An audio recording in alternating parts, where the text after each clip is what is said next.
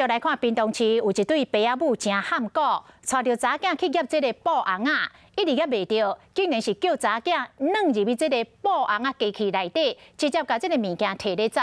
而这个过程当中，这个爸爸妈妈甲朋友是用身躯甲机器甲扎咧，惊去互看到。事后这个业者为监视器发现整个偷摕过程，讲这种的爸仔母实在是互人害头。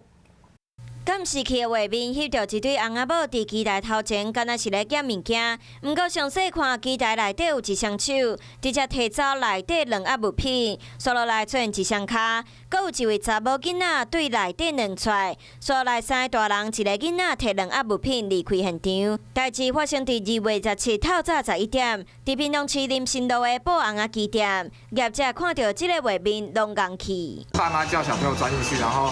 拿，然后外面有一个就是挡在玻璃上，就是让路人不要看到这样。因为当时有人经过发现，翕一段影片传到网络顶，业者才知影，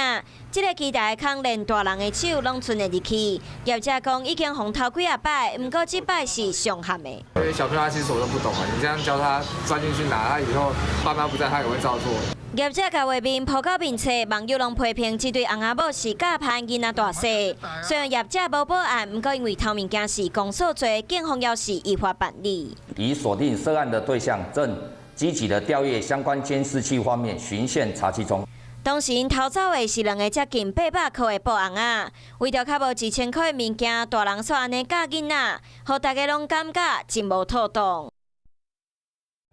我是吴一璇，想要收看最新第一手的讯息，赶快加入华视新闻 YouTube 频道，按赞，开启小铃铛，最专业的主播群说新闻给你听。